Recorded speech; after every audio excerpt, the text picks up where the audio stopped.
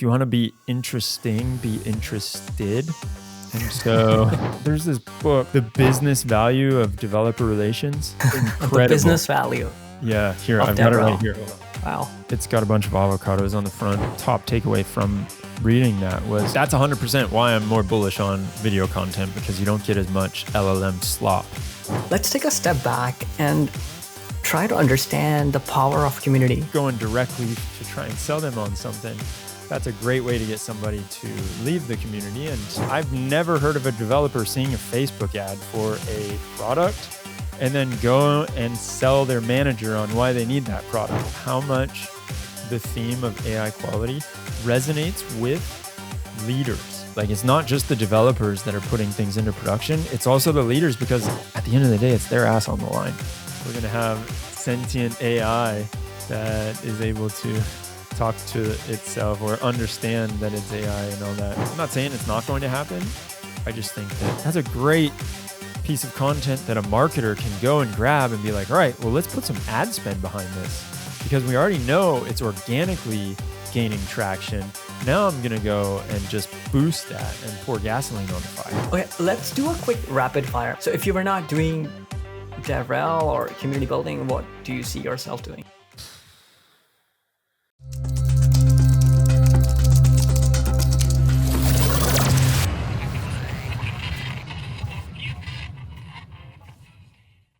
Glad to have you, Demetrios.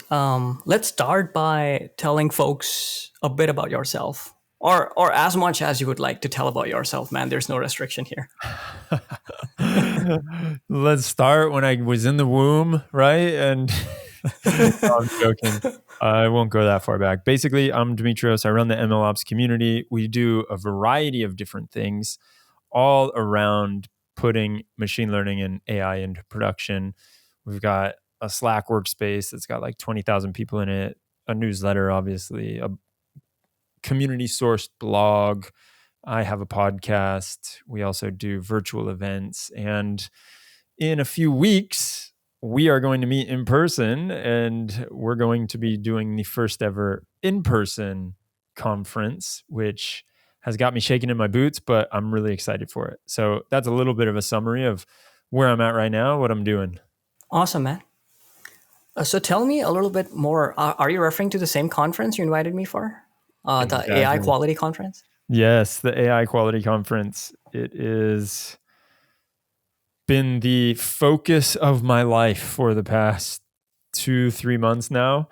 And if you would have told me 3 months ago when we were deciding to do it, that it was going to be this taxing, I'm not sure I would have said yes, but it's that unknown, and I was naive and ignorant, and I thought we could pull it off, and so here I am in the middle of it. That's awesome, man. I mean, if the end result is good, then it all counts and it all starts. It all matters. Don't count your chickens before they hatch. So we still got to have the event, and it's got to be good. I think that's key. But we've got some incredible speakers. I'm really excited for some of these people that are coming. We've also got the attendees are looking absolute quality, and we're kicking off some different discussions right now on what is most important and what's top of mind when it comes to like how to measure the quality of your AI systems. And so all of that, it's kind of happening, and I'm just trying to keep up each day and make sure that when we have the event, we're going to have a jam room with a bunch of acoustic instruments so that it's true to my nature. And we also are going to have my buddy Joe DJ, and we're going to have some coffee that's flown in from one of the MLOps community members' Colombian organic coffee farms. So we're trying to bring a lot of things together, but as you can imagine, I've got a lot of spinning plates. Sounds really exciting, man. It's like some sort of unconventional conference, I believe, that we're going to see soon. Yeah. We're trying to make it unconventional and just have a nice little touch of our community spirit. Cool. Definitely. Let's talk more about this later. But I would like to ask you, what even inspired you to to be a community guy, a DevRel, so as to speak? Yeah, so I got a little bit pushed into it, I would say, because I started out in sales and I was not expecting to do community at all. But when COVID happened and the company that I was at stopped being able to get any kind of sales meetings, our CEO said, you know what, maybe we should try a community play. And the company was all for it. But for some reason, I was the one that got stuck with all of the tasks to make the community play happen. And so we started doing it and it was great. It was a lot of fun. Everything was going online at that time. So we started doing virtual meetups, and out of nowhere, the company that I was at went out of business. And I was like, okay, well, I guess I'm going to keep doing this community thing because I think I like it a little bit more than sales, even though nothing against sales for all those salespeople out there. It just turned out to be something that I loved, and I enjoyed talking with people. I enjoyed learning all about the space and where there was challenges and getting real representation of what was going on, and understanding where the challenges were, I think was the biggest thing for me, because up until that point, you can have different narratives that if you're a tooling company, you're kind of like pushing those assumptions.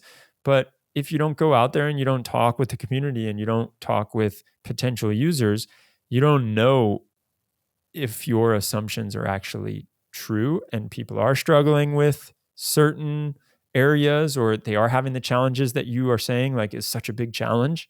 And so I had a blast doing that and haven't really stopped. So, what do you think?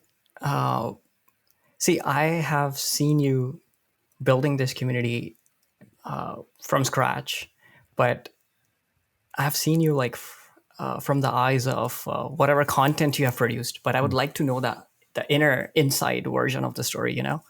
So, what do you think? Like, what kind of background enables you to be good at what you do?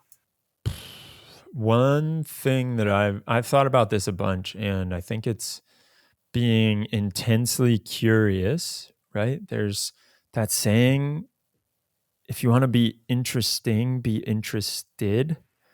And so I'm constantly interested in whatever it may be. Whenever a guest comes on the podcast, I'm fascinated with each different facet of what people are doing, and specifically around machine learning and AI, and especially with the boom. And it feels like we're all trying to figure things out together.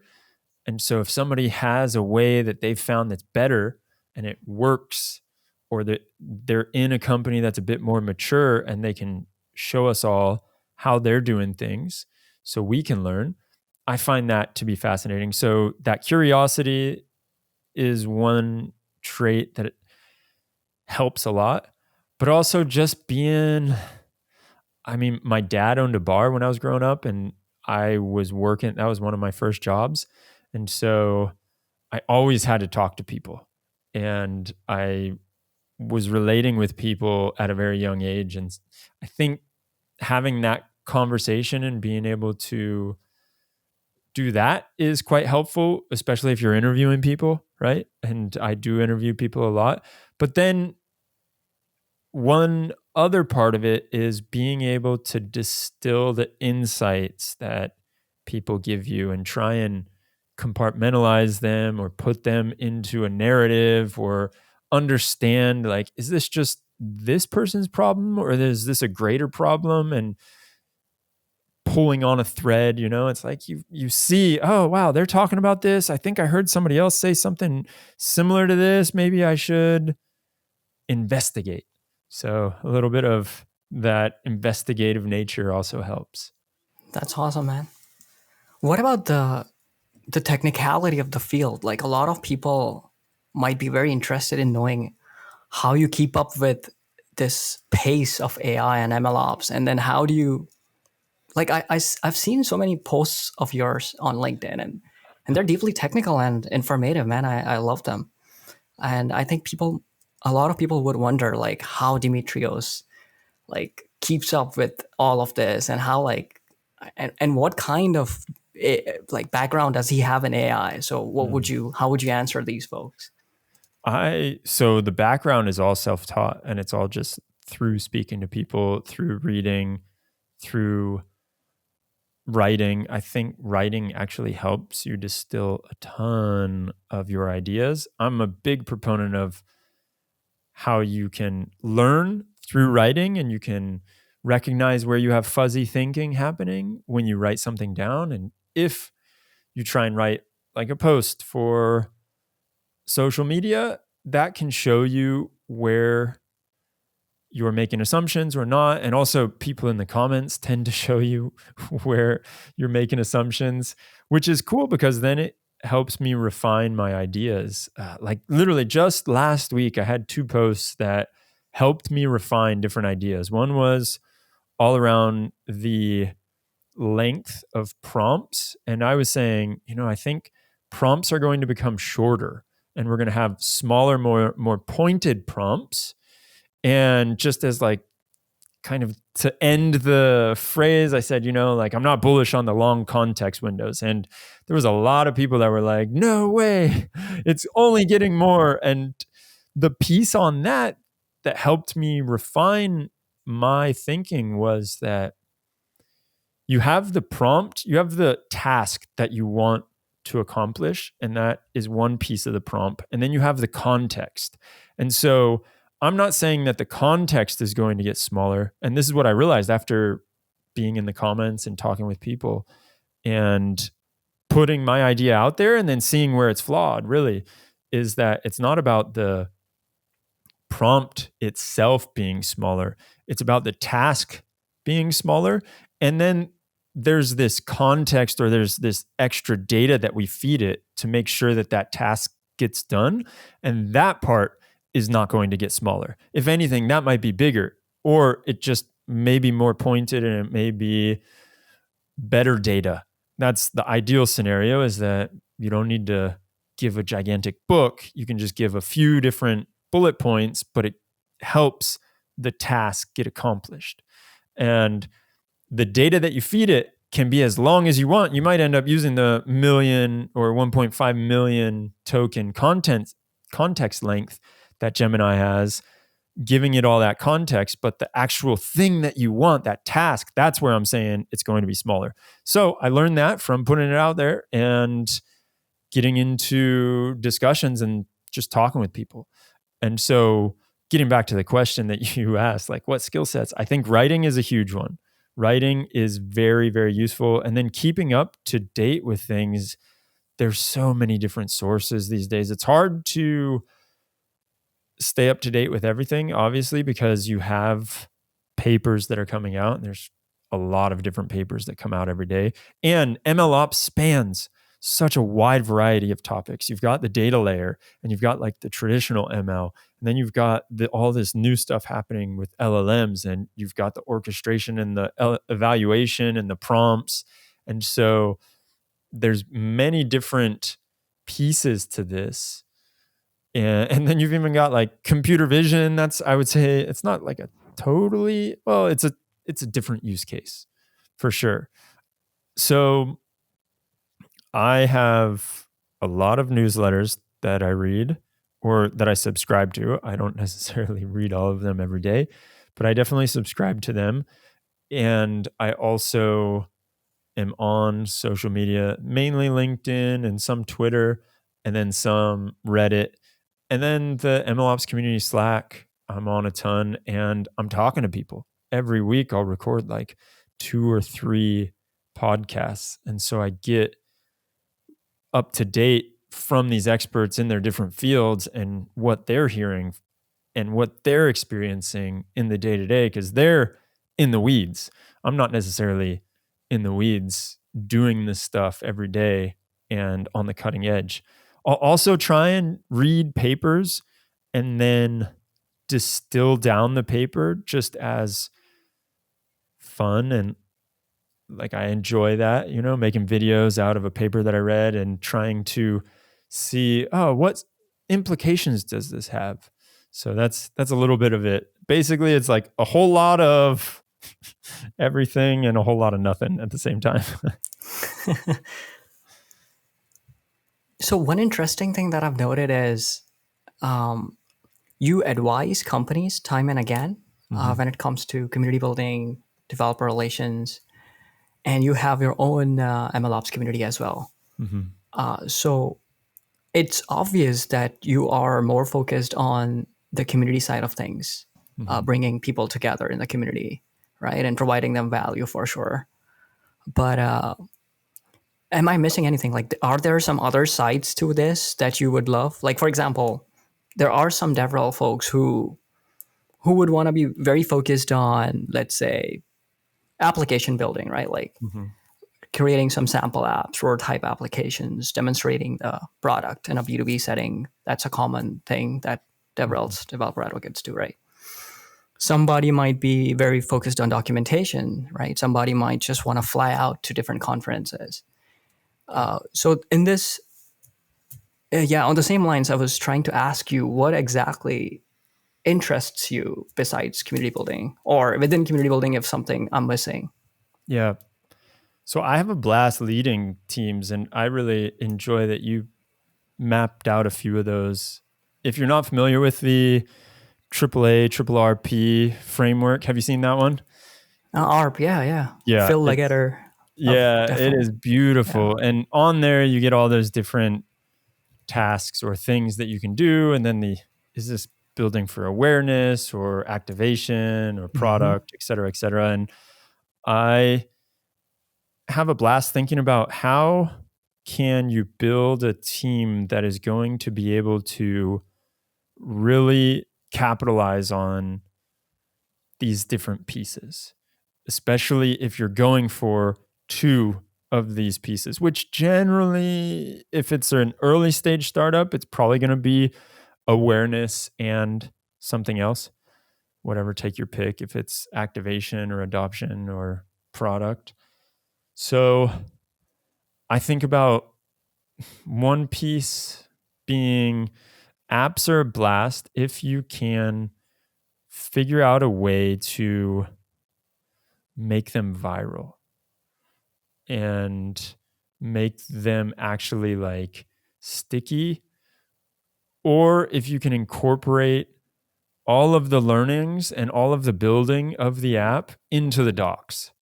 Because otherwise, like it takes time to build apps. It takes a lot more time, in my opinion, to build apps than it does to do other tasks on this or other activities on the ARP framework. And so that would be one, but I like looking at it as you've got your docs. That's like paramount. You can't have a developer tool without solid docs. That's just like, it's table stakes, right? And then if you're open source, you probably want to have some kind of community. You want to be able to, or have people that are on the developer relations teams, like doing things with the community. A lot of times I don't feel like it gets that invested in, but in the beginning, potentially it doesn't need to. I know I'm like the one who should be championing for community, but you can get really far without needing someone dedicated on the community. Just if you're listening to people and you have all the engineering team, or at least like one or two dedicated people, maybe it's one of the founders responding to community and responding to what people are asking, you can get pretty far and foster community. And then I think a really nice hire is the like video creator, much more than say like the content, the blog creator, because a lot of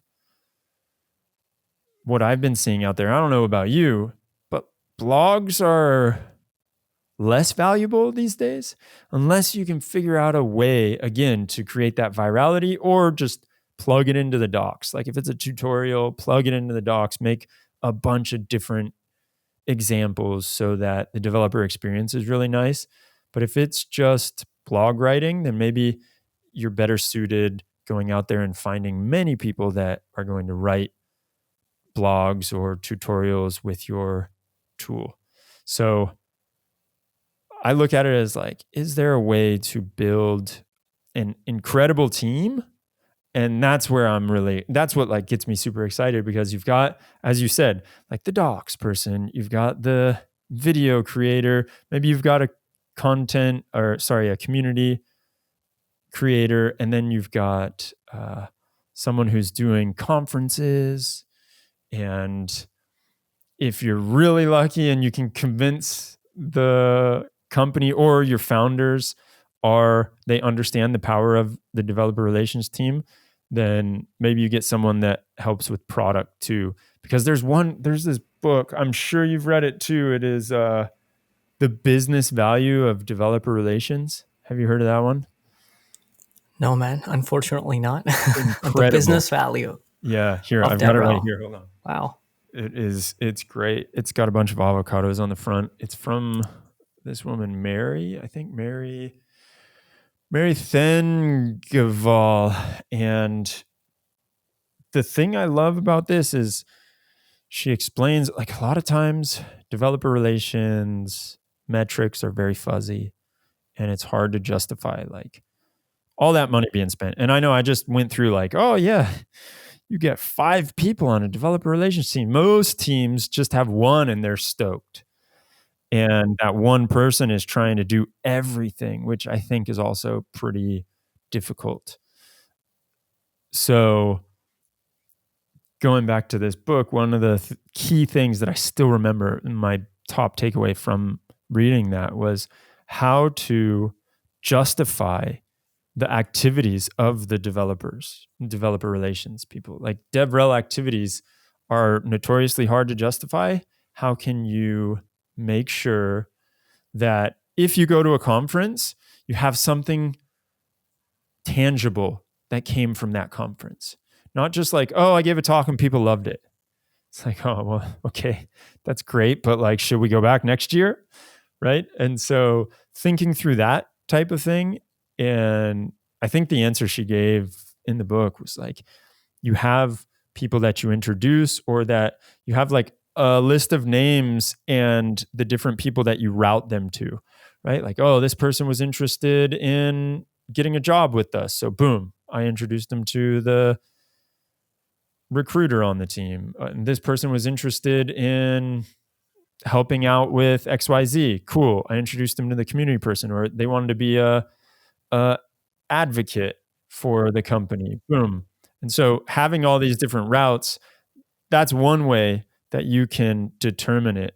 But as we both know, like, you can get into trouble trying to find metrics that are like with money on the developer relations activities, because it's really hard to justify developer relations activities in the form of, did this get us customers? Makes sense, man. That's a thing that is very famous in the community, in the DevRel field. Like every developer relations person kind of struggles with metrics, KPIs. Mm-hmm. But I'm very interested in getting to know more about the video side of things that you just mentioned briefly. Like, why video? Because, see, personally, I'm also very vested in video content creation these days. So I lead developer relations at Rockset, and I recently revamped the YouTube channel because I have seen that the text space is getting super saturated. Like, there's so many blog posts from so many companies, so many every LLM. single day.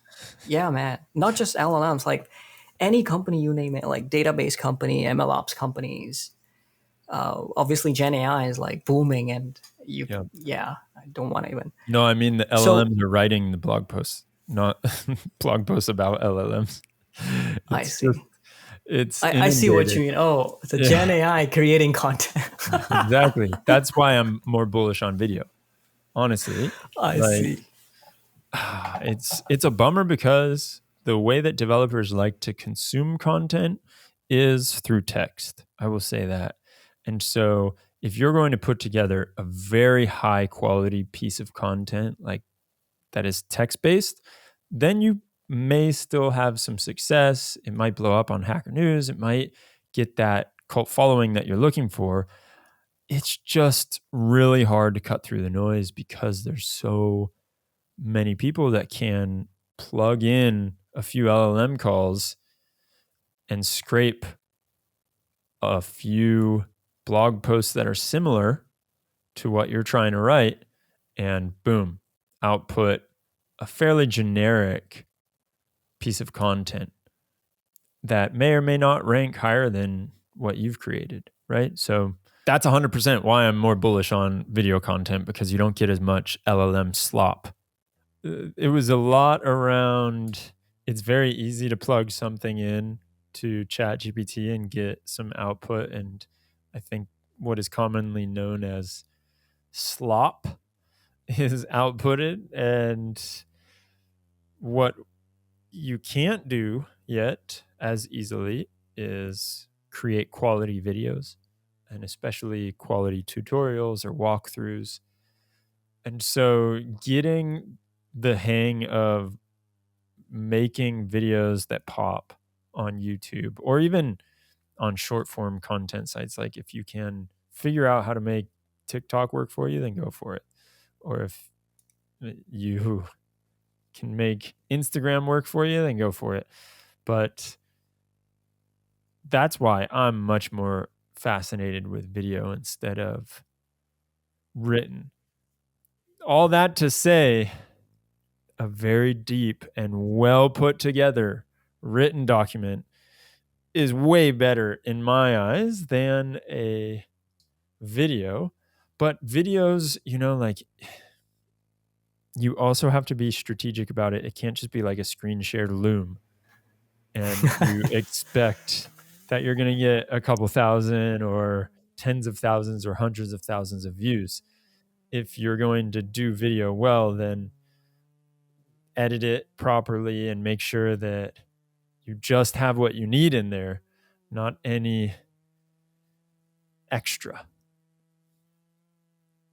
Let's take a step back and try to understand the power of community. Like, as you said in that book, the focus point is the business value of developer relations, right? So that means a lot of founders, a lot of leaders really don't understand the actual value of community, because of which it's a struggle for developer relations folks to hang on to the leadership styles, right? And then and then a lot of times it's just a lot of convincing, a lot of like to and fro when you want to get your buy-ins from the leadership. So this is why I always like to ask this question: why do you think is this the case, and what do you think can help in better understanding the value of community?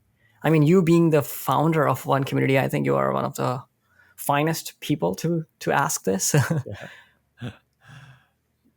The community play is a play for someone with patience. It's also a play to just be a trusted advisor as opposed to someone that's going to sell you something directly. I think the hard part is that when you need to attribute to sales or to marketing, you need that revenue and you need to attribute it somewhere. With community, you can't really do that, or you're not going to have a community for that long, because nobody wants to go to a community and feel like they've been sold to. Even though that's not to say you can't be tasteful about how you can shepherd people along on their product journey when they come to your community, I still think you're going to have a much harder time if you are going straight for the jugular when someone comes to your community, and then you try and sell them on your product, right? Because a lot of times people are coming to your community because they're curious, they want to see what's up, they want to see what's going on. And if there's not lively discussion happening in there and there's not actual value in the community, then people aren't going to hang around. And if you're going directly to try and sell them on something, that's a great way to get somebody to leave the community, and then you're not going to have that lively discussion.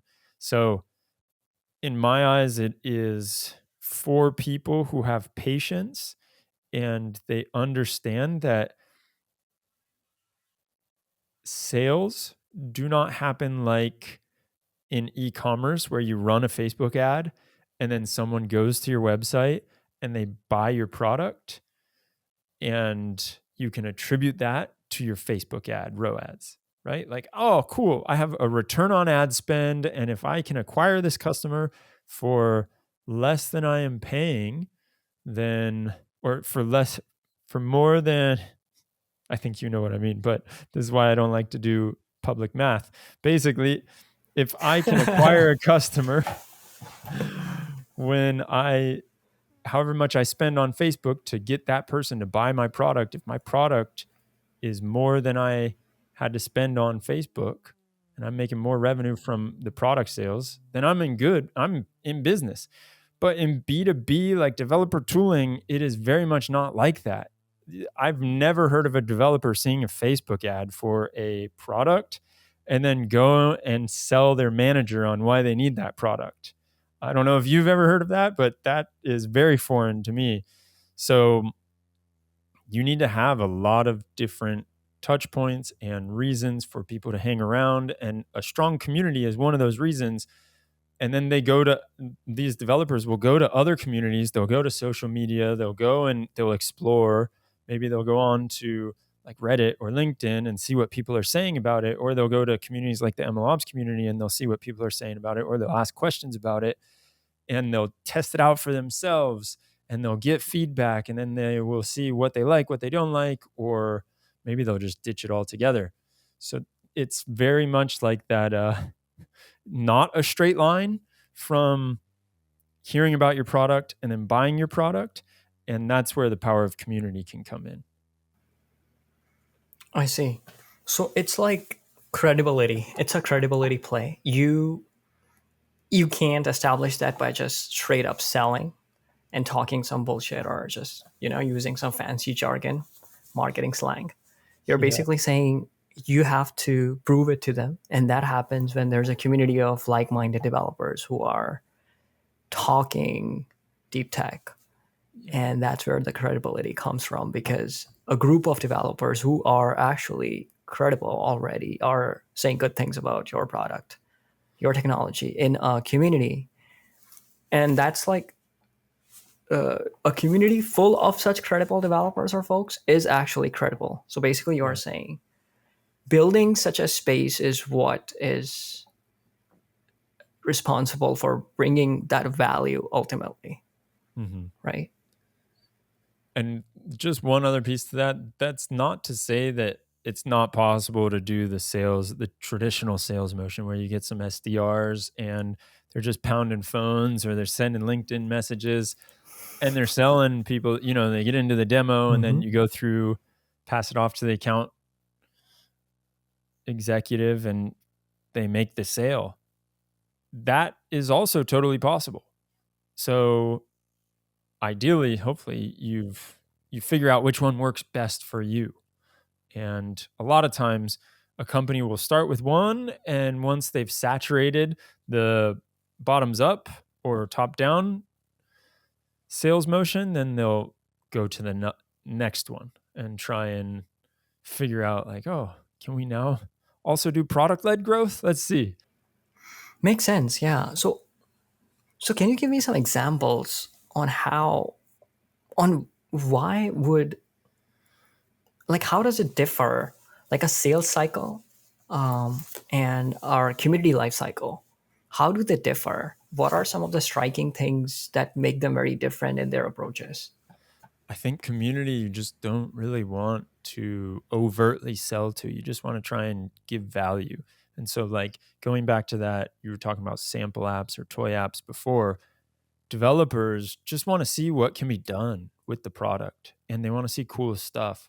They don't want you to be like, all right, now let's go into red lines and let's figure that out. They'll get to that point and they'll hopefully raise their hand and let you know, or they'll just go and swipe a credit card if you have that capability too.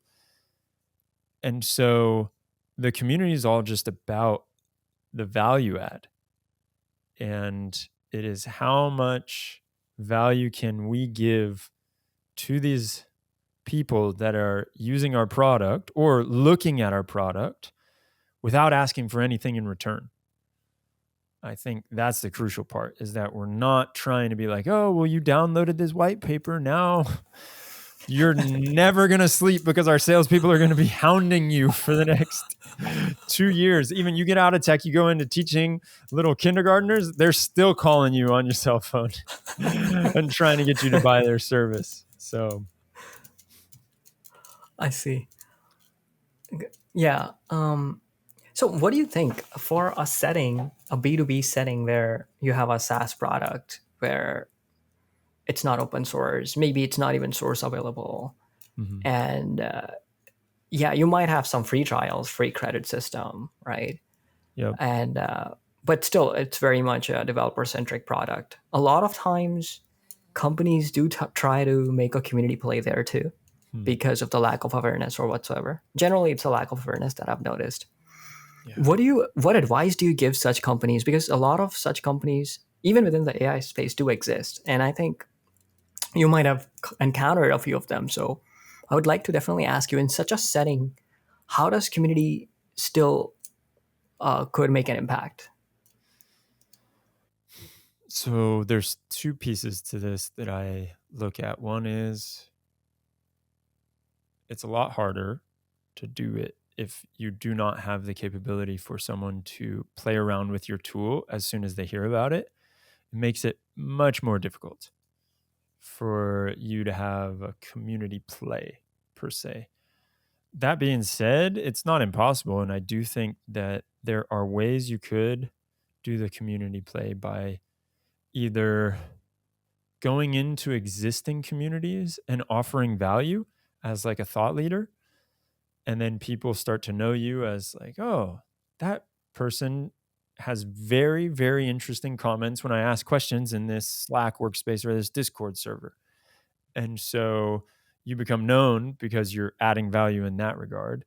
I think it is much harder to say, okay, now we're going to have our own Slack workspace or Discord server. But if you want to try our product, you got to talk with one of us, and then we're going to give you an instance. And there's this whole process that goes around it. First, we're going to qualify you because we don't have all the resources in the world. And we got to just make sure that if we are having somebody test this out, they're going to hopefully pay for it after they test this out. Like this, that would probably be that's what I would see on that. The other area though that you could do community, if you are closed source and you don't have that open source product, is that once you get a few people using your product, then you can have like a user group community. And so I think there was a story that I read about the users of Datadog. I can't remember if it was Datadog or one of the observability tools.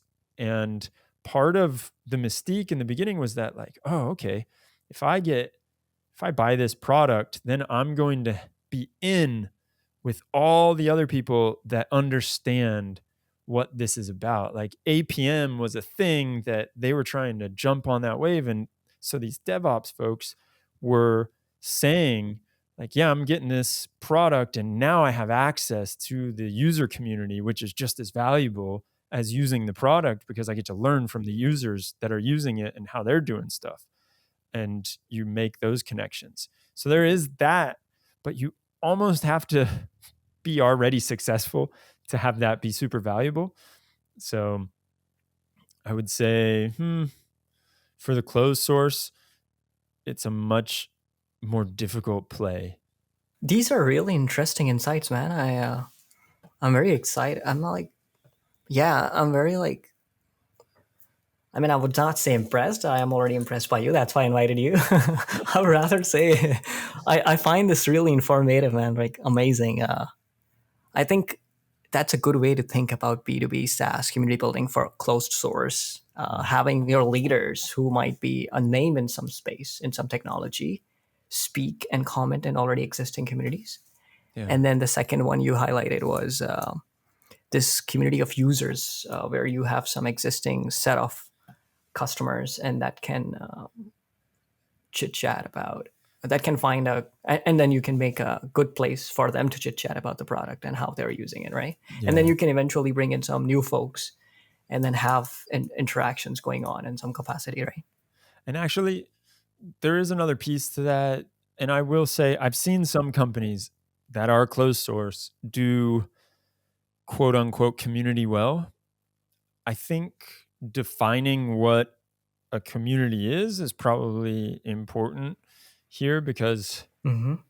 it's not just like you have a Discord server or a Slack workspace, right? That doesn't mean, okay, now we've got a community or we're doing community, right? That's Yep. super important to think about. And my friend who works at this company that's doing like chaos engineering, it's Steady Bit, they get together and bi-weekly, they just have a Zoom call and they'll say, hey, let's just talk about some chaos experiments that people have ran and what they learned. And What so, is you in a chaos engineering, man? I'm like very dude, fascinated chaos, by this yeah, term, chaos but I have no engineering is idea. cool. Very cool. And I'm in love with the story because it makes a ton of sense to me. But basically, came from Netflix. Chaos Monkey was the first iteration of it.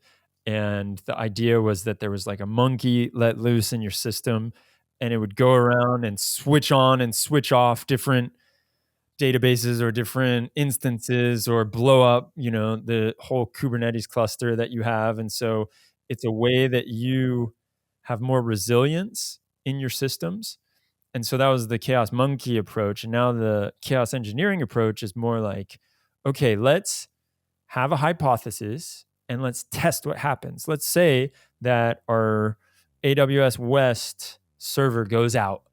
How can we see what happens? Well, let's try it. And so they blow up that server and then they see what kind of resilience the system has. Or let's imagine that for some reason, maybe marketing did a great job and now we have a 10x spike in traffic.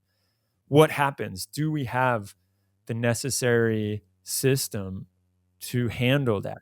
And so that's chaos engineering. And so what they'll do is they'll get together and they have like this chaos engineering session, and they just have engineers that talk about experiments that they ran and what they've learned from it. And so that's creating a community, even though they don't have like a Slack workspace, right? It still is creating a place where people are like, wow, that's valuable information. I'm going to go and I'm going to make it a point to jump on that Zoom call every other week. I see. So it's like some sort of stress or load testing, Yeah. but you are basically having people do it, a set of people, a bunch of people. It's more like load testing or, yeah, trying to stress test your system in methodical ways that you're seeing, okay, well, what if this happens? What if all of a sudden our Kubernetes cluster goes offline? How can we ensure that we're going to stay up and like have that uptime that we said we were going to have? So that's the product, and the community building is the Zoom call biweekly. And I think the key is, because it's really easy to think, oh, well, they're just having like a webinar, but it's not a webinar because they're not talking about their product. They're not really doing anything. It's just they're organizing it, and then they're letting people talk about the experiments that they ran, the hypotheses they had, and the learnings. And so, okay, we blew up our AWS West, And we saw that this happened, but we were able to learn from it because now we know XYZ. So how do you excite people about these kind of sessions? Like, how do you even ask them to invite to join such webinars or Zoom calls? I think for this one, the guys were just reaching out directly to people in the sales funnel. And so it was like this add-on people, and then people like close loss deals. So it was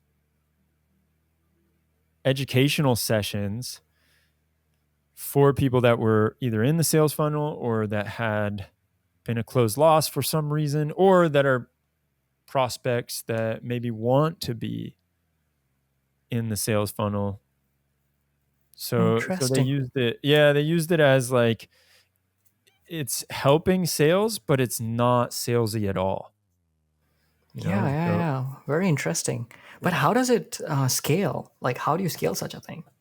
I don't think you scale that. Well, if you really want to, this isn't something that you would do where you're like, all right, now we're going to have these chaos engineering sessions for 1,000 people on a Zoom call. That's never going to happen. It's like you're kind of intimate by design. And so it's a I whole see. different idea than So the trying point to. is not to like create community on this. The point is like have these valuable, informative sessions, and then entice people to contribute, and in this fashion, kind of like create a sense of belongingness, a Yeah. sense of And participation, now, and then highlight. yeah. And now people are identifying with this whole theme of chaos engineering. Ah, I So now see. it's like, yeah, I know what chaos engineering is. It was something that maybe nobody's heard of 2-3 years ago. They're like you asking like, huh, that sounds cool, but what is it? And next thing you know, you're running experiments and you're doing chaos engineering because you've been to a few sessions and you're like, well, I have this hypothesis that if we get 10x more traffic, we can handle it. Let's try it. Amazing, man. That's something very, very new for me and extremely exciting. Yeah. Cool. Coming back to MLOps community, Uh-huh. what was the motivation when you started it? Like, I know you. Wait, was the Kubernetes one before this, or did you start this one before? I started the MLOps community first, and then the Kubernetes one was because this company in the Kubernetes space called Maya Data, they were interested in a community around data on Kubernetes, hence the name. And they wanted to push this narrative of like, or basically create a community of people that were doing stateful workloads on Kubernetes. Because that, the more people that are talking about that and the more people that are speaking that narrative, that was useful for their tool. And so they had this mentality of rising tides. So they said, hey, come and create this data on Kubernetes community, created it. And that's how that started. Cool. So, what was the motivation behind this MLOps one, MLOps community? That came about just because we weren't selling and we weren't getting in, we weren't having conversations with anyone. And so basically the CEO that I had at the time said, hey, why don't we try like a community play? We've been seeing that people really resonate with this theme of ML ops. So why don't we do that? And I got to give him credit. It was all him saying like, let's do a community. I'm just the one that actually did it. So it was the origins lie within a company. Yeah, the company that went out of business like a few weeks after my CEO said that. But at least something good came out of it, right? Oh, 100%. 100%. And you stick to you yeah, like you did stick to it and kept Uh-huh. on evolving it. Exactly. Kept on evolving it and just got to see that people were interested in it. That was probably the coolest thing, was that about a month after we started, people started raising their hands and saying like, hey, if you need any help running this community, I'm happy to chip in. And so that was a good early signal that we were on to something. Yeah. So walk me through this process of MLOps community building, because everybody talks about this. Everybody's excited about building communities, but I think it will be extremely prestigious to have kind of a walkthrough of your highlights of building. Like, how many years has it been in, and what exactly was the step by step look like? So we started in 2020, right when COVID hit. And then, so it's been 4 years. The first year, I think we got to like 1,000 people in Slack by the end of the year. And we started with the virtual meetups. And I also started doing a few podcasts. And the only difference there was that like a virtual meetup was live and a podcast wasn't. And then we also started doing a newsletter at that time. And so that was just a way for me to say, hey, you registered for this virtual event and you didn't come. Here's the recording, and here's a few other things that people have been talking about in case you were interested. And then we got the first people raising their hands like a month in. We also started seeing people coming to it. So let me take a step back. When I was starting it, the way that I seeded the community was by going out and reaching out to people one-on-one and saying, hey, I'm trying to do something different with my life because I've been stuck inside for 67 days or whatever it had been. And so I'm starting this community, and feel free to join. Let me know. If you want, I can pass you the link. And so some people were like, yeah, that sounds cool.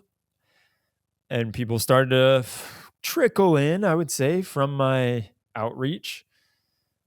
And then I shut off the outreach. Like I stopped reaching out to people directly. But people still were coming into the Slack workspace. And that was a huge moment for me, because it was like, wait a minute, I don't have to be working and doing this for people to come into the Slack workspace. I have no idea, still to this day, like I don't know how the majority of the people that come into the community, whether that is in the virtual meetups, the in-person meetups, the Slack workspace, the newsletter, all that, I have no idea how they're finding out about it, but I think it's a lot of word of mouth. And so, yeah, word of mouth just started spreading. People started coming in. We kept doing all of these virtual meetups, podcasts, and then people started saying, well, I can do this or I can do that. And so it was all about me trying to empower people to join the community force and just do different things. And how can we plug you in? What can we do? So that was me a little bit like orchestrating that, trying to be like, well, what do you want to do? How do you want to contribute to the community? Cool. Well, I think we need this. Are you interested in helping us write blogs? Because that would be great. Boom. Then we've got somebody, and then somebody steps up and they're the blog lead. So now it's not just they're writing blogs, they're organizing all the community members who want to post on our blog, and they're making sure that it is to a certain quality. And then we got somebody who said, oh, I could write the newsletter. And so you get different people that are volunteering and helping out, and they'll come for a bit, they'll help out for a bit, they'll do their thing, and then maybe life happens and they got to move on. Maybe they have a kid, or maybe they end up getting a new job. And so they drift in and they drift out, and then they drift back in. And that's kind of the nature of the community, because it's all, it's like nobody's forcing them and nobody's actually paying them. So that makes it like, all right, cool. Well, I'm super appreciative for everything that anyone has ever done for the community. And even just the active members in the local chapters or in Slack, it's all super helpful. This is great, man. This is an interesting story. I mean, see, this is the thing. Like perseverance, there's no magic. It's just you gotta keep contributing. You gotta keep hustling, right? You gotta keep creating interesting content or some sort of interesting platform for people to create interesting content, right? Or somehow like contribute in some capacity and feel that sense of belongingness. I think that is what it takes, right? And perseverance, as like as you said, you first you were inviting people personally, and then you didn't give up. You know, be it people showing or not, you just kept going on, and then eventually people started showing on their own. You were not like inviting them anymore, and they still kept coming in. So very fascinating. And now, what is the current objective and current state of this motion? I just want to get through this in-person conference. That's the current objective for me. That's my main So thing. is this the very first conference you're organizing? First in-person conference. In person, I see. Yeah, we've done a lot of virtual conferences, but those are a whole different beast, right? It's not at all similar. And I think one thing that we are trying to do is figure out how we can better serve the community members in whatever it is that they're looking for. So everyone comes to the community with a different goal or a different reason that they're joining the community. Some people are looking to hire. Some people are looking for a job. Some people are looking to learn or upskill. Some people are just looking to meet other people in this field. And so I want to get to a place where we understand why you're coming to the community and we can help you along your journey. So if you're looking to meet people, cool. We've got that set up and we can create tailored intros to people we think that you would enjoy meeting. If you're looking to upskill and you are a data engineer and you want to get more into ML engineering, we've got videos, we've got learning resources, we've got everything you need for that. If you're looking to hire somebody, cool. We've got a lot of people that are on our list of looking for a job and vice versa. And so, or it's just like, I'm just looking to hang out and go to something in my city that's a fun tech event. We've got you covered on that. Like, whatever it is, whatever reason you are coming to the community, I want to be able to identify that and make sure that your needs get taken care of so that the community is the most valuable it can be for you. This is great. So you are not just, plainly inviting people. You're like engaging them, catering to their requirements and needs, right? You're like segmenting them on the basis of what they're looking for and then finding ways to fulfill those things. Yeah. I see. Great. I think that's how you make community, and that's how you scale communities, right? Like you have to identify what people are looking for, why they're coming here, and then you have to cater to it. Totally. Great. So when it comes to this conference, I think Kolena is the partner, right? We have partnered with Kolena. Yep. So how did it? What was the interest? Like, why this conference on AI quality, and then what are you expecting to get out of this? Yes, 100%. So I'm excited by AI quality because if you're in production, you need to have AI quality. And production is something that it feels like a lot of people are going to. Maybe last year there was a lot of demos and there was a lot of like just testing and seeing what the best use cases were. And now these POCs have happened and people are going to production, and you can't slack on AI quality because it's going to cost a lot of money to the company if your product is not doing what it said it was going to do or doing what it is intended to do, right? There's not like, oh, we push a bug to production and then it didn't make that big of a problem for the company. There's potentially like, if you show the same shoe to every one of your e-commerce shoppers, you're losing out on a lot of money. And you don't even know that it's wrong if you don't have the right quality checks in place. That could just be monitoring for data drift. It could be monitoring the system and monitoring the ML model, whatever it may be. So monitoring is a huge piece of this. But then on the other side, when it comes to LLMs, you have evaluation, which is probably like the hottest thing in AI, maybe besides agents. I think AI agents and evaluation, like they go hand in hand, because you can't have agents that work properly if you don't have the right evaluation. But I digress.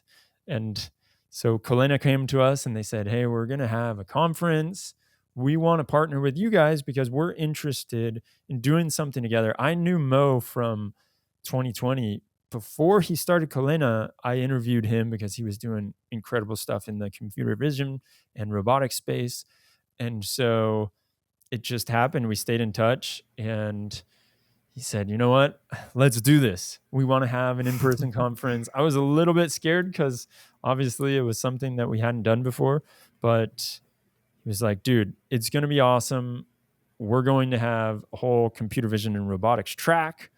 We're going to have the Gen AI track. We're going to get people from San Francisco that are amazing speakers, and we're going to have some fun times. And so that was how it happened. And I would say the theme, what I didn't realize before we started this was how much the theme of AI quality resonates with leaders and leadership. Like, it's not just the developers that are putting things into production. It's also the leaders, because at the end of the day, it's their ass on the line. So if stuff isn't working, like, they're the ones that have to answer to it. And so we've been seeing a ton of leaders that are signing up for the conference, which is really cool, because I feel like I don't necessarily get to hang out with those people in the community all the time. And it's nice to see what is important for them, like what actually matters. And so we've been interviewing different people along those lines in the leadership category, and to see for them what's top of mind. What are they looking to get out of this conference? Very interesting, man. This is awesome. That's a great insight. I mean, leaders, they have their ass online. So that's why they are very curious about this and they're participating. Yeah. Nice. Great. Yeah, by the way, interesting choice of words, AI quality. So we hear data quality a lot. Yeah. But AI quality, that's new for me. So interesting to hear that. Yeah. Yeah, that wording. Great. So tell me a little more about other interests that you have. Like what excites you personally? What do you do these days in your leisure? Oh, like not at work? Yeah. Not trying to get people to come to this conference? Yeah, a lot of work stuff, I guess, until now that we have discussed a little bit personal stuff. Let's just switch gears. When I'm not making TikToks about the newest paper that I read on rags, I have 2 daughters, and so I have a lot of fun with them. They're at really cool ages. I have a 5-year-old who just is learning to ride a bike and learning to read. And then I have a 1-year-old who's learning how to open up drawers and climb on stuff. So they keep me busy for the most part. I do a lot of reading. I like a lot of podcasts and audiobooks and just books in general. And then when I can, I'll go out and I will ride my mountain bike. I'll ride a longboard, skateboard, and play guitar. That's probably like my life summed up in a little package right there. Okay, let's do a quick rapid fire. Let me ask you a bunch of questions and you would have to answer them almost instantaneously, okay? Mm-hmm. Let's just do this fun exercise. 3 things that you enjoy doing the most. Top 3 things that comes to your mind. Hanging out with my family, meditating, and playing guitar. Interesting. Meditating. That was something I didn't see coming. Okay, we can talk later about meditation more. But for now, second question I have is two things that you think come easy to you that you're really good at, effortless. Public speaking, and I just did it a lot, so I got the reps in. I've gotten a lot of reps in skiing. I've skied a bunch, so Interesting. it comes easy, but that's also because I've done it a lot. Great. So if you were not doing DevRel or community building, what do you see yourself doing?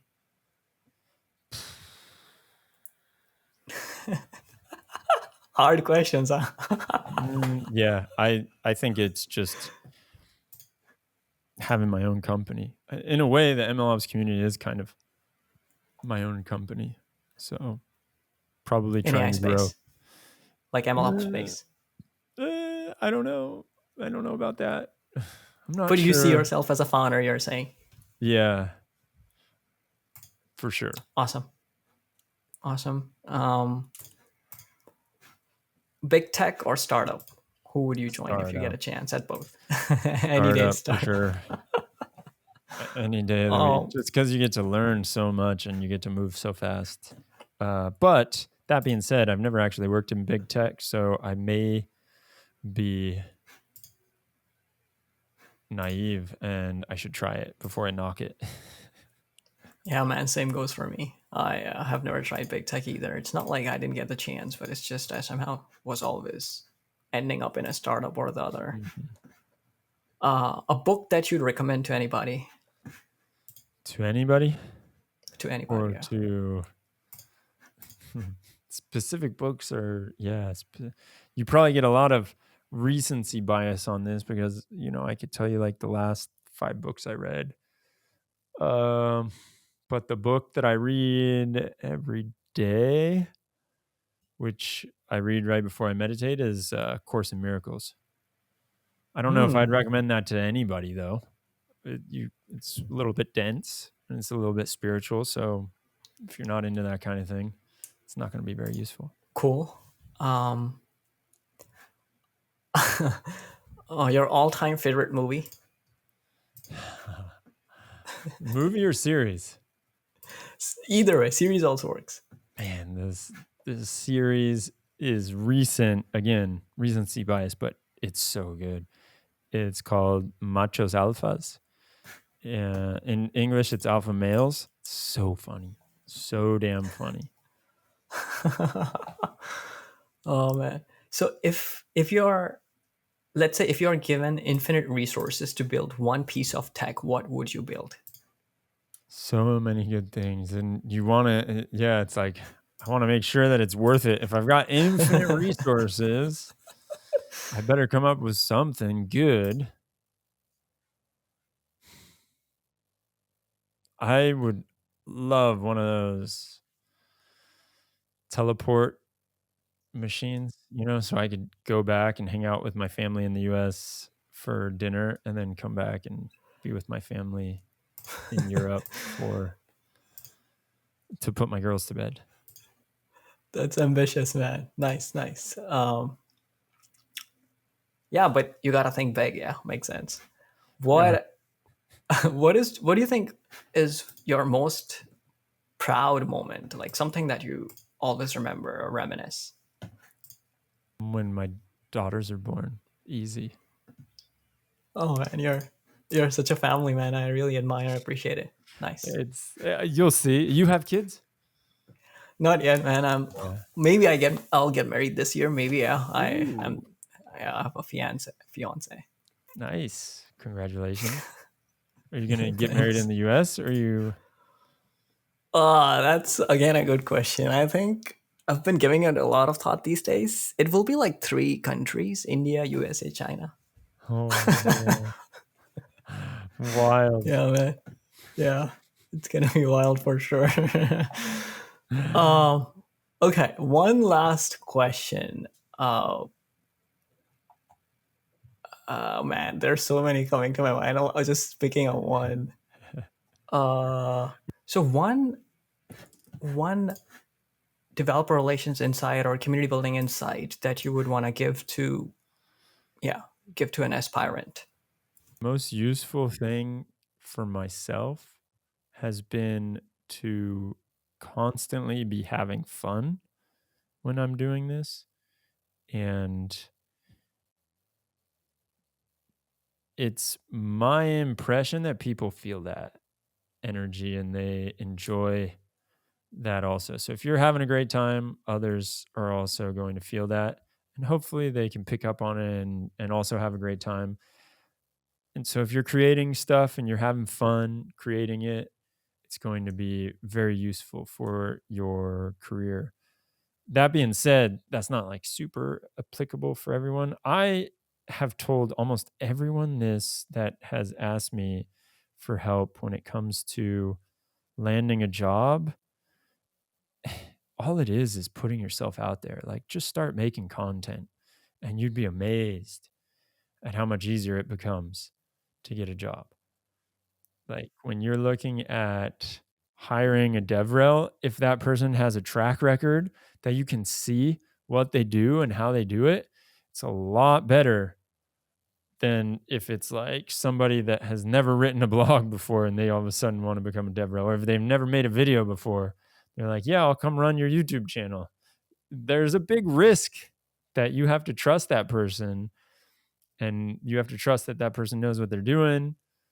And so if someone is already making content in whatever field they're in right now, and you're doing it consistently and you have that persistence that we talked about, it's going to be very useful. I know this wasn't a lightning answer, so I'll stop talking now. Oh, no, man, that was particularly enlightening, actually, if you see from my eyes. I mean, yeah, I have heard a lot of great leaders talk about it. Like, if somebody has a consistent history of doing something at some level of excellence, then there's a great likelihood that in the future they're going to be able to continue that. So Yeah. obviously that reduces the risk factor a lot and makes sense. But yeah, I mean, for the like budding DevRels, I think it makes sense too. Like, they should start creating more content. That's what you were trying to say, right? Like, Mm-hmm. just keep doing that and then prove it, right? Like, Exactly. just create that background, right? Exactly. Because that's what you are trying to do anyways. Like, in the company, that's your life. That's how it's going to look like. So Yeah. why not do it now and then do it with enjoyment and then see if you actually enjoy it or not. Yeah. That's another piece. Hold on, let me. So there's one interesting question that came to my mind, man. I was like, oh yeah, now it's coming back to my memory again. See, social media is hard now and tricky these days. Like, so many influencers, so many good content creators. Hmm. So do you see that as an advantage or disadvantage, and why? Like, and yeah, I think I'll first ask this before asking the next thing. Otherwise, you'll be like bombarded, and you would, yeah, Mm. just go, just this one first. I like it a lot because it forces you to up your game in a way. And if you're just doing, again, like, if you're not having fun and you're just trying to chase the algorithm, it's a hard place. It's definitely not the place to be. But if you're enjoying yourself, you're making things that make you happy, and you're putting out valuable content,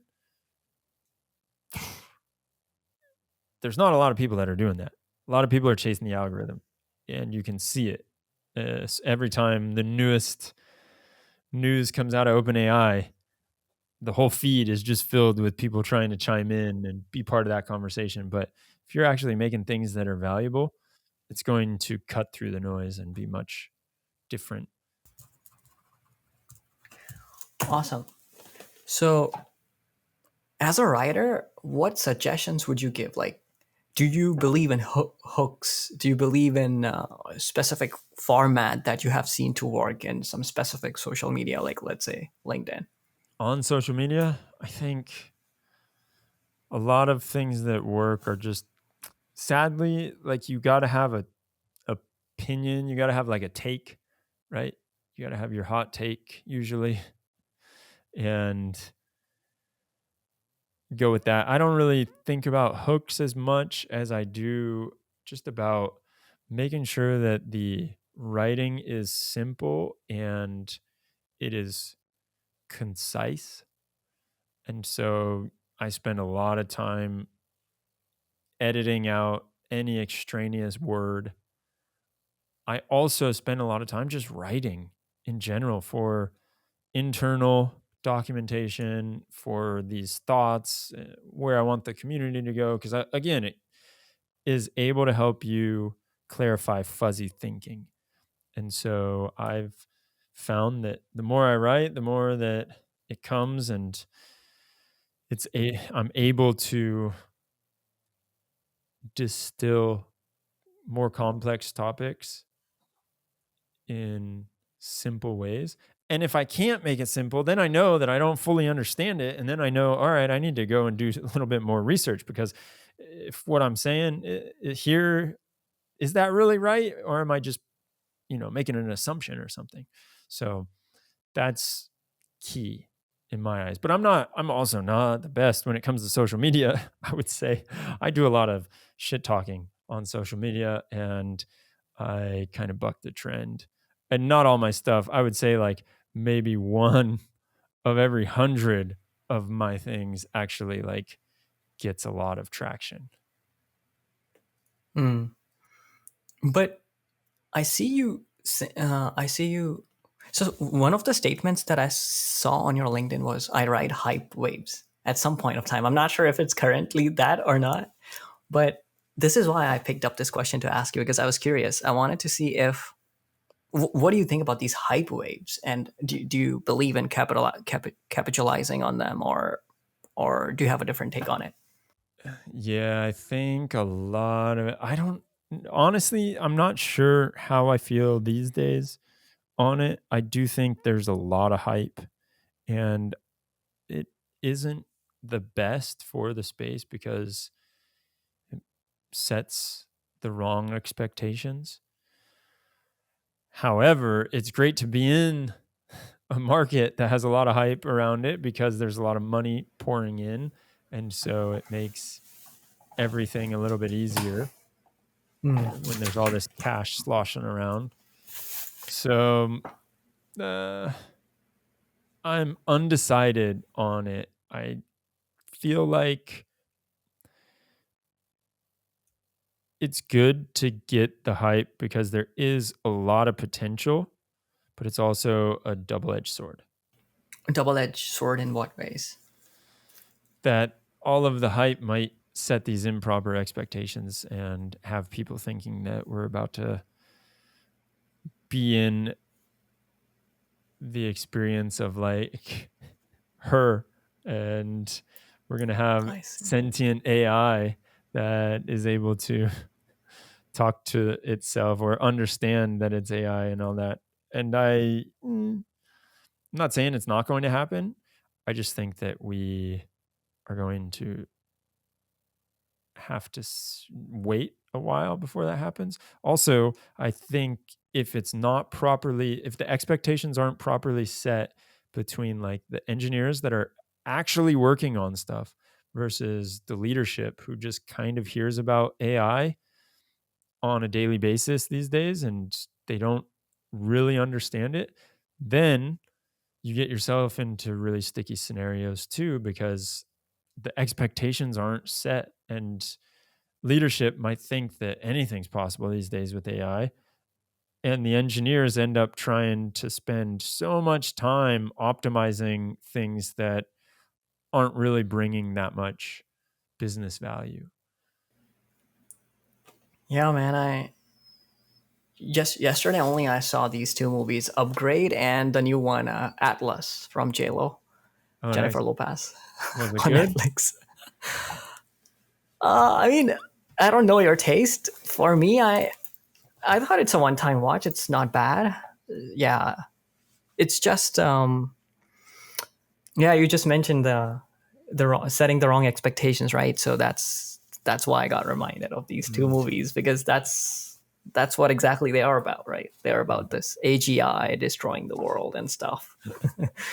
Anyways, I hope leaders don't get excited or overly inspired by these kind of movies, as you said. Yeah, I also hope that the expectations are realistic. And but yeah, it's interesting. Reminds me of Anthropic's latest paper as well on LLM explainability. Did you get a read on it? Yeah, so good, huh? Yeah, man. I've actually started liking Anthropic more after reading that paper. to be honest, I mean, they are doing things that they have stated they would. So that's what I would like to see more in companies. You know, say what you want to, like, just like alignment and action, thought and speech. That's what I'm referring to. One interesting question that comes to my mind is, I don't know. I don't want to throw those marketing jargons like top down, bottom up strategy. I just want to be very clear while framing this question. See, so I've seen two major lines of thought when it comes to spreading awareness for products, right? Especially in the startup arena. Some leaders believe in very targeted outreach where they want to make these specific personas targeted for their specific suite of products, right? And then they want to only reach out, find mediums and ways to cleverly, strategically pursue that persona, right?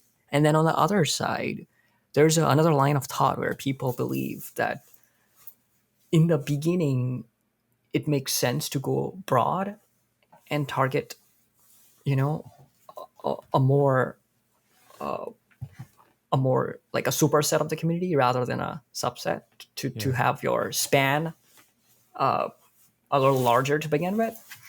So what are your thoughts on this? Like, how would you proceed? How do you think about these things? Do you think, especially for awareness, like you talk about ARP, right? If the first A, awareness, that is the primary goal, right? Then what do you think? What makes more sense? If you're still unclear about who your main user is, you should run experiments. And I feel like you're going to have to try and go as wide as possible first, just to see. But one thing this guy, Peter, told me when he came on our podcast was that in his company, they started to see that it wasn't only a persona, like the persona wasn't the right way of looking at it and saying, oh, it's data engineers who buy our product. It was a certain stack of tech. Like if you were running Oracle and you also had Kafka in place and you had some kind of whatever Snowflake instance, then you were perfect for our database.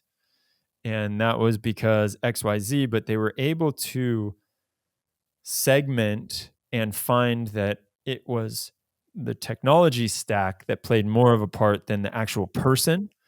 And so when they knew that, and it took them a while to figure that out, it took them a lot of different closed won deals to understand that. But once they knew that, then they could go very specific and say, all right, we're going to make a lot of content and we're going to do a lot of stuff to speak to people who have this tech stack.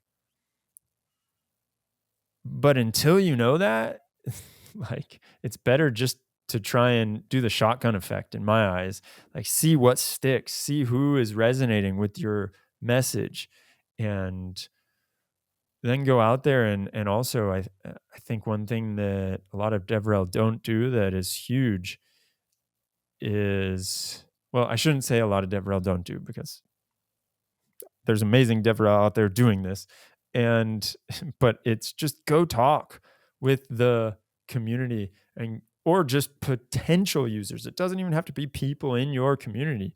Just like see what potential users are saying about the space. And if this doesn't have to be, getting on a call with people. It would be awesome if you can get on a call with them, but a lot of times people are busy and they can't just give you their time like that.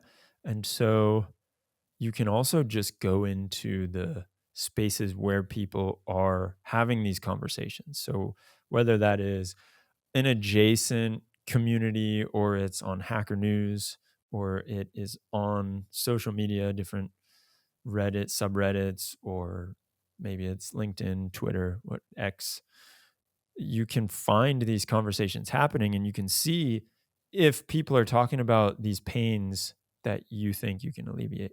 So then your messaging and your understanding of what their pains are can get a little bit more honed in and you can start kind of focusing. But I do think, especially like we were talking about YouTube, is it better to make a product specific video about your tool and how it works with XYZ other products to create whatever? Or is it better to just talk about a general theme and, oh, yeah, by the way, for this tutorial, we're using our product? And I would say it's for different goals. If you're going for awareness, then shoot for trying to catch as many people's eyeballs as possible. If you're going for the adoption or the activation, then you're going to be more product specific.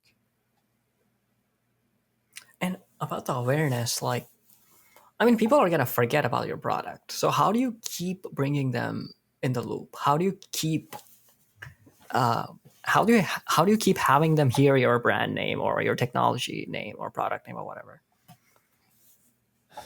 Yeah, and so that's where the power of community comes in, because hopefully you don't have to be the one that's talking about yourself all the time. You can get the community to talk about you. Well put, man. Well put. Yeah, ideally, but that like takes a lot of goodwill that you have to build up with the community in order for them to do that, and that is not always easy. So it's almost like catching lightning in a bottle to get that going on. The thing that I would say though is there are, like I said, there are tasteful ways of getting people. Like if people come into your community and you get their email because they join your Slack and then you automatically start sending them marketing emails, they're going to be pretty pissed off. But if you have their email and then you send them a video tutorial about XYZ, or you just send them a very curated email that says, "Hey, I just saw that you joined. I'm here to help in case you ever need it. What are you interested in learning about? Or give me a breakdown on why you joined this community, and maybe I can send you some resources." Then you start the conversation and you get a little bit more information, and hopefully you don't just try and sell them on why your tool is the best. You want to be thinking about yourself as the trusted advisor. And if their use case is not correct for your tool, then you tell them that. And that's what a trusted advisor would do. I see. So the trick is, I mean, the logical step is you find your space. First, you should have a sense of what you're building and for whom and what are the pain points you're solving. So assuming that that's done, second step is the next step is you go on deciphering where are those spaces where these kind of developers or audiences hang out, and then go chat with these folks there, right? Instead of like starting your own thing and then hoping to magically pop it up in the middle of nowhere, Yeah. right? Or And then when you are doing them in parallel. okay, So you're chatting with people where they are, and ideally you also have your own space. So if people want to go deeper down the rabbit hole, they can come to your community. so I mean, everybody starts creating their own personalized closed space communities. Then I don't know how this would look like. So do you really think that people should do that, or at what point do you think they should think about it? Yeah, it feels like that's just kind of what happened. And you get different vibes in different communities. So some people are going to come to a community because they're trying to accomplish XYZ. They saw that this tool, they saw somewhere on the internet that this tool helps with that. And so they come and check out the community. They see if they can get some help. And so you have all these different open source tools with all their own communities, and that's why it can be very overwhelming if you're trying to keep up with every single community. And so I wouldn't take it for granted that just because you have people in your Discord server, that doesn't really mean that they hang out there. I see. So you're saying basically that if you're creating something, make sure that it has a vibe that resonates with people, that engages them for a long time, that makes them keep coming for more. And if you find your vibe in some existing communities, then just feel free to go and contribute there, something like that. Yeah, for sure. The vibe is an interesting one. The vibe is, if you can, I think that's a great way of putting it. I also think that utility is probably utility is more important than vibe. So even if I enjoy hanging out in your community because I like the vibe, if your tool does not help me do what I want to do, then I'm probably not going to hang out there much longer.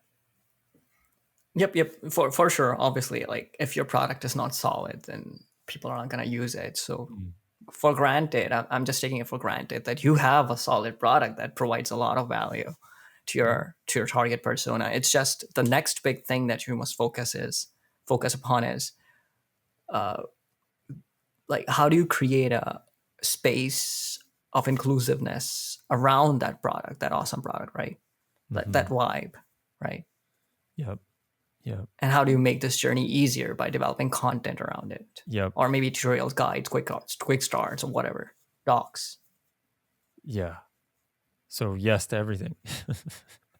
I don't know. There's not really a magic bullet. It's just, create a shit ton of content, constantly be iterating on your docs, getting feedback from the users, find out what they like, what they don't like. You can even set up the thumbs up, thumbs down at the bottom, even though not a lot of people will use that, but even if hopefully some do.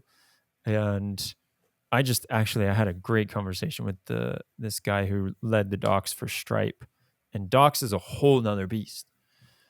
Docs is just like, you can get a master's or a PhD in how to create developer documentation. And so you need to be very thoughtful about how you do that. But the thing that's going to help a ton is creating valuable content, creating stuff that has a perspective, a unique perspective, and that is ideally helping your target user do what they need to do. One interesting thing that comes to my mind is developer marketing versus relationship building. Like in a lot of dev tools companies or even in AI companies that are very like deep tech technologies, right? The marketing team could be very deeply technical as well because they have to be, right? Like they can't market a deeply technical product being non-technical themselves. So, and then you have these marketing folks in your company within a marketing department, and then on the other side you have developer relations department, right? That is, you can call this segment as one that is more community focused, oriented towards relationship building, with less of a salesy mindset or less of a like conversion mindset, rather more of a value providing mindset, right? Creating that inclusive atmosphere kind of mindset, but with value addition, right? Centered around some focused technology. And then on this marketing side, it's more like you at the end of the day want to convert the pipe I mean, generate the pipe and pass it on to the sales, right? That's the marketing function typically, right? That's how it's defined. So how do you think these two departments in your experience in your past, how have you seen these two departments operating successfully in a streamlined fashion, or have you not seen it? Just want to know like how your experiences have been. No, I think they can definitely be cohesive, and they can be quite useful. And it usually, in my eyes, if you're going to build out the developer relations team, then marketing. So if you build out the developer relations team to be like more than one person, ideally it's a couple. The more, just like whatever works best for you, you know, and the marketing team is going to hopefully work well with them in that they complement the developer relations, where developer relations people like aren't super excited about how to run ads or how to track signals or how to look at like Google Analytics. You know, that's marketing stuff. And Yeah, especially when it marketing comes, ops. yeah, a lot of marketing ops, but then there's also just marketing might be the one that can give the idea of, hey, this month we're going to have this huge push around this product feature launch. And so the DevRel team can help come together and create whatever it may be, like a tech talk about why this is super important, not necessarily a webinar on how exactly to use it, more of a tech talk on the space and why this specific feature is an important feature, et cetera, et cetera. Marketing is there. And a lot of times I look at marketing like if they can understand, you see, the good marketers understand that, especially in B2B, it's not going to be just like a direct conversion.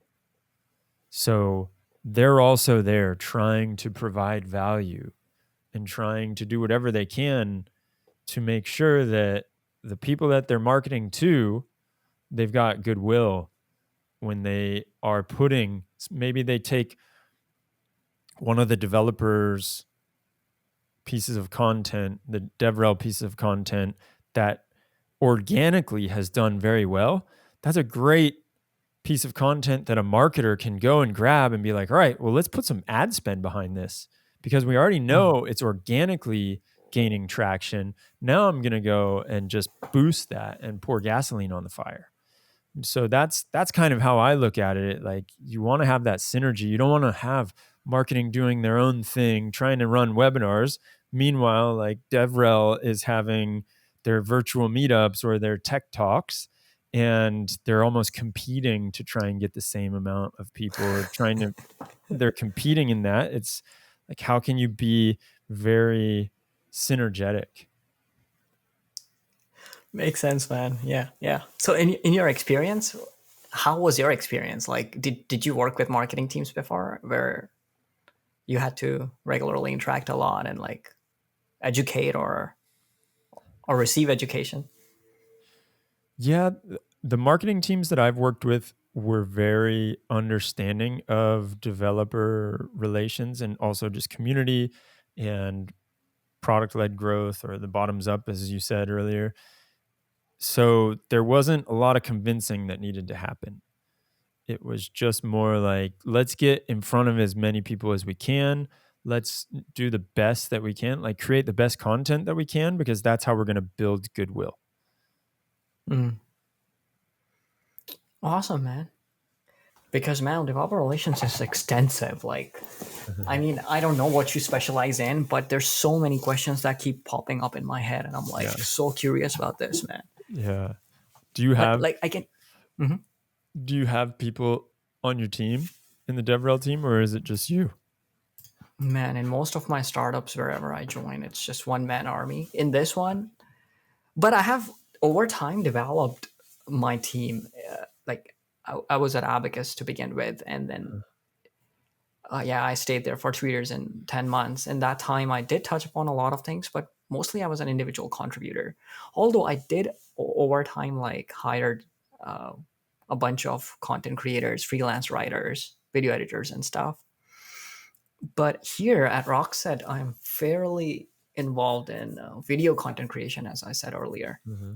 And for that, I have established this workflow with video editors, graphic designers, writers, and then I do, yeah, try to, and then we have like our growth marketer Yeah. who specializes in ads on social media, and then that can be a luxury, if you know how to do that in sync with your DevRel activities and programs, then that could be a good luxury. So here at Rockset, we are really like going big on video content. Mm-hmm. We do realize that it could be very beneficial given all the things that we have talked about, right? And yeah, so I am, yeah, and we are hiring one more DevRel here at Rockset, Nice. so it's not going to be me only anymore, Nice. hopefully soon. But yeah, I think you have more exposure to this. I think you might have managed some DevRels as well, or maybe like Yeah. some marketers, right? Yeah. A little of both, for sure. The thing that I've always found that helps, it's going back to writing. If I can put the vision in writing, Mm. and the hard part about DevRel is that it is so vast and you have so Mm-hmm. many different activities that you can do. So I Yep. like to put in writing, hey, these are the activities that we're going to invest in. Here's going to be some leading indicators if we're doing a good job. Here's some lagging indicators if we're doing a good job. We'll be tracking these metrics and we will be reporting on them on a bi-weekly or monthly basis. And then at the end of the quarter, we'll see how we've done. And that has been super helpful because if you have that document, then when the million different things come up, you have the marketers say, oh, well, we're going to start this or that. And can we get some DevRel cycles for this or whatever? It's like, well, did you tell me at the beginning of the quarter when we put together this strategy document? Oh, no. Okay. Well, I'm a little bit busy. Our team is a little bit busy doing the things, the vision that we mapped out at the beginning of the quarter. So unless there's some reason for why I'm wrong on this vision, like let's maybe reassess at the end of the quarter and we can bring it into the fold next quarter. Let's dig a little deep into one piece that we discussed briefly. See, there's definitely a lot of business value in in awareness, but how do you contextualize it? Like there's a lot of human psychology and philosophy that also goes in this, right? Like as you just mentioned, tracking is hard in developer relations. That's what Mm-hmm. intrinsically makes it hard. So how do you? So what are some of those philosophies or you know observations about maybe human psychology or whatever, social media psychology or something on the same lines where you think you could convince leadership or yourself that hey, this indeed works? Like for example, you're hosting this MLOps conference, Uh-huh. right? And AI quality is a big sorry, you're hosting this AI quality conference and MLOps is a part of it. Yeah. There might be some companies whose product not directly in line with it, right? Or maybe directly it is, but I'm just trying to say that how can you benefit from promote like what is that line of thought that helps you find business value in such collaborations that indeed it's beneficial? Like your adjacent technologies, they might not be directly, there might be like several bounds or hoops away from you.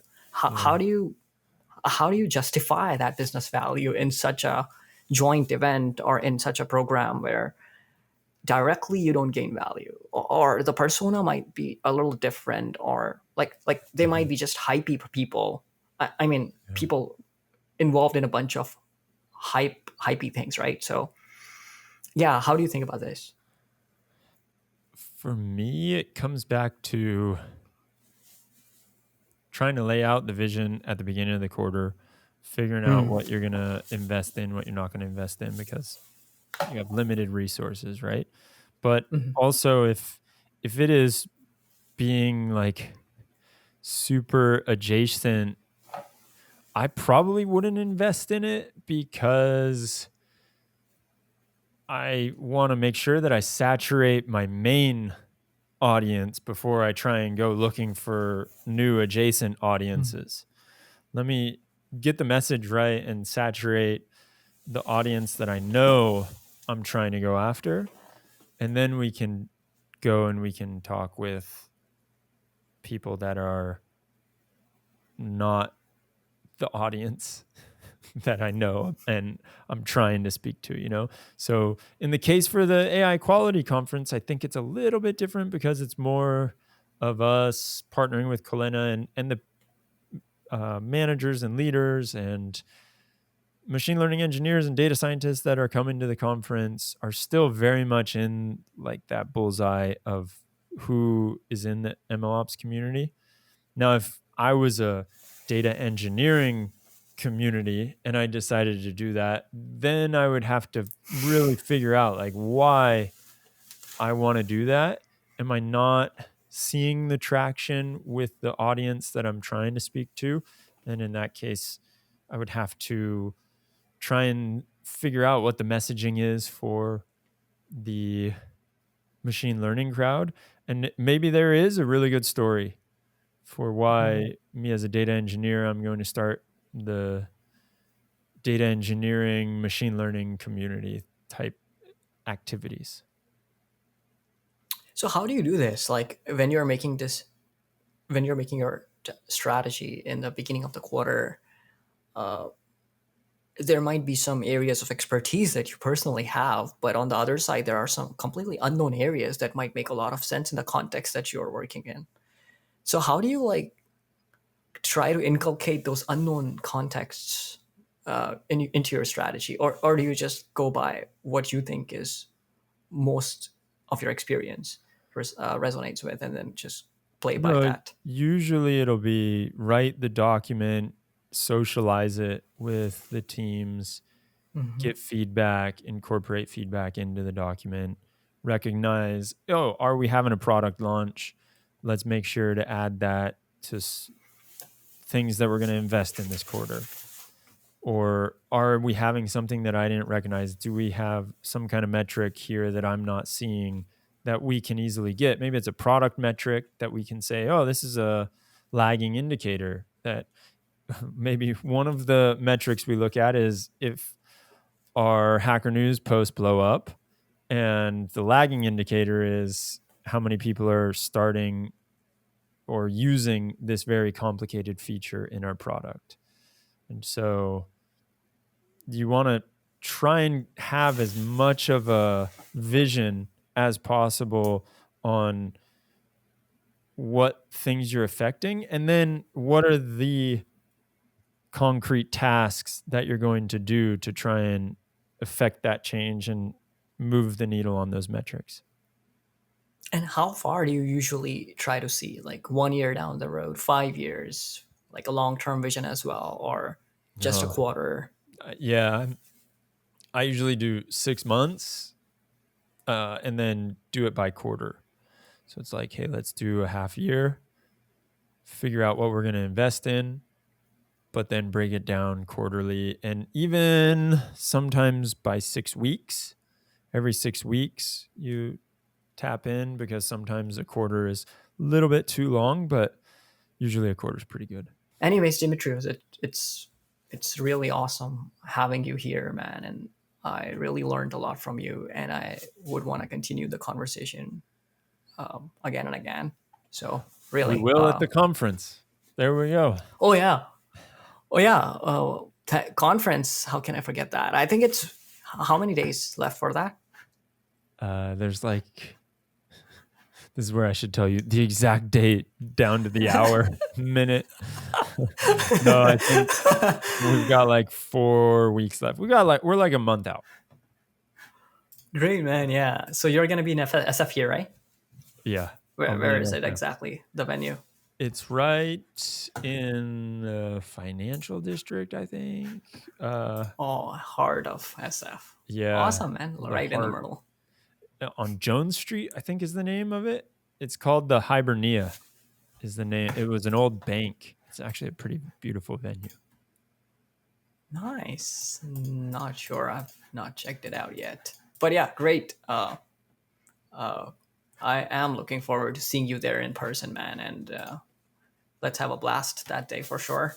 Yes. But yeah, thanks for coming along. And this has been great, man. I loved it. Every piece of it, every bit of it. Likewise, man. Definitely. Thanks for letting me just blabber, and look forward to hearing the feedback. Yeah, man. If that's what is blabbering, then I would want to blabber all the time. Nice. Cool, man. Cool.